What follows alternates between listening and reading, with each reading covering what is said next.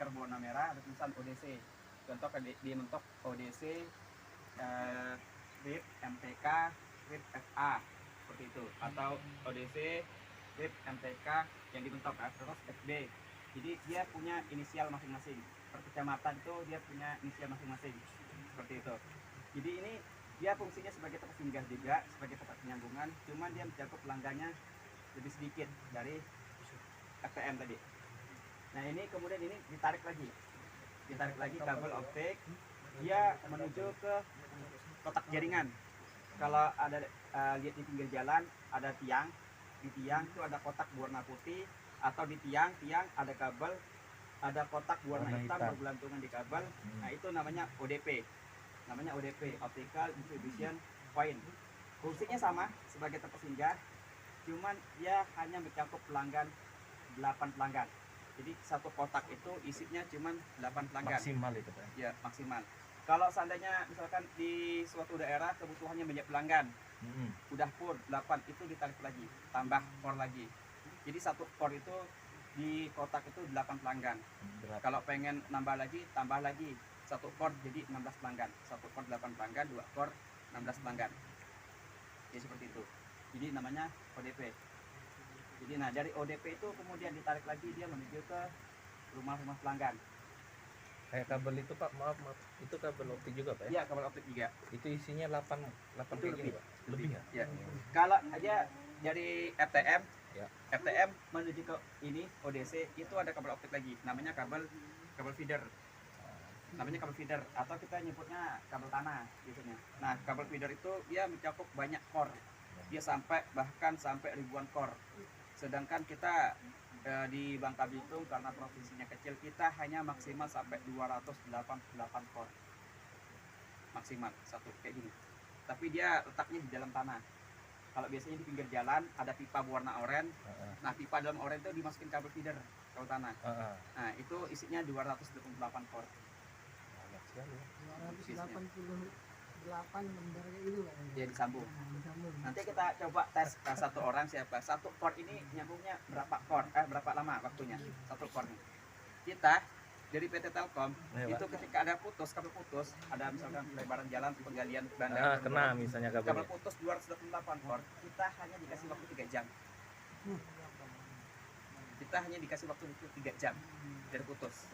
Tidak boleh lebih. Ya, karena sama kita ketika ada lebih itu ada denda juga dari itu. Kita tidak boleh lebih. Kita dikasih waktu 3 jam. Nah, seandainya satu core-nya 5 menit. Kali 288 core. Iya. Berapa lama? Itu hitungan harian.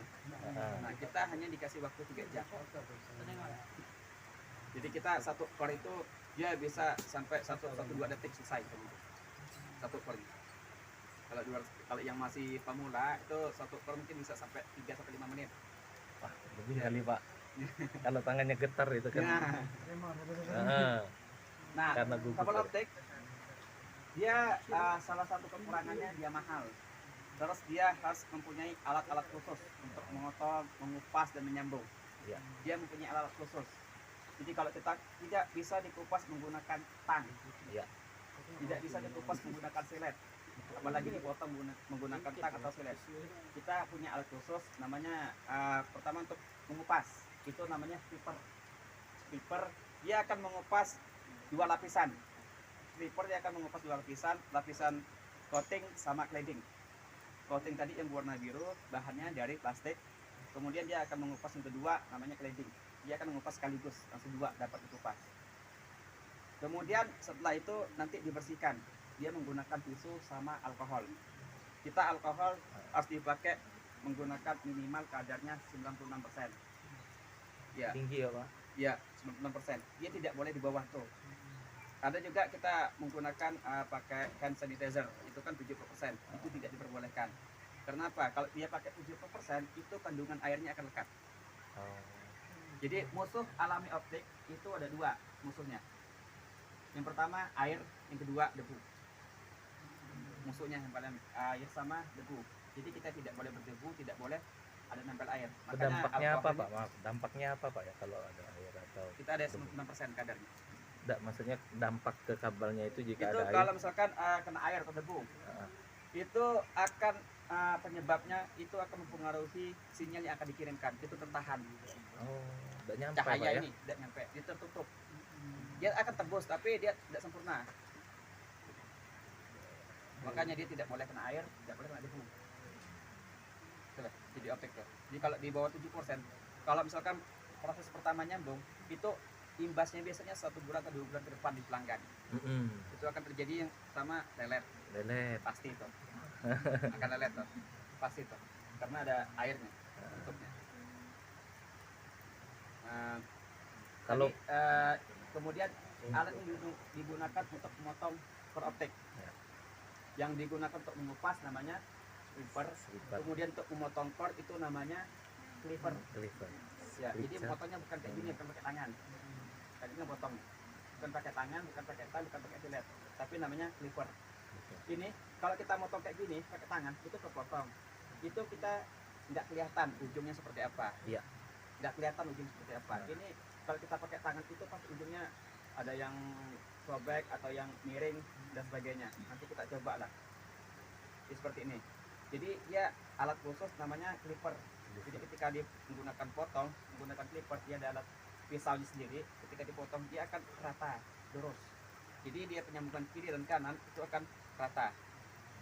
Ya makanya dia harus menggunakan namanya clipper motongnya, bukan menggunakan silet, tang atau sebagainya. Jadi dia harus menggunakan clipper. Terus penyambungannya, dia menggunakan namanya alatnya splicer. Splicer itu dia hanya sebagai pemanas dan penyambungan, cuma 2 itu dia fungsinya. Nah, harganya super mahal, harganya luar biasa mahal. Ya, optik tuh kelebihan, kekurangannya tadi mahal, perawatannya mahal, alat yang digunakan juga mahal. Ya, bahkan satu splicer itu harganya bisa kayak 1 mobil. Harganya kita ada di ruangan, namanya kita pakai yang tipenya yang merek Sumitomo. Sumitomo yang bagus itu Pak. Z2C. Ya, kita ada speknya. Jadi kita di perusahaan itu sudah distandarkan bukan menggunakan splicernya abal-abal. Kita banyak ada Yumtek, atau macam, kita tidak diperbolehkan begitu. Kita harus menggunakan minimal Sumitomo Z2C. Ya, ada juga Fujikura 68S, itu lebih mahal lagi.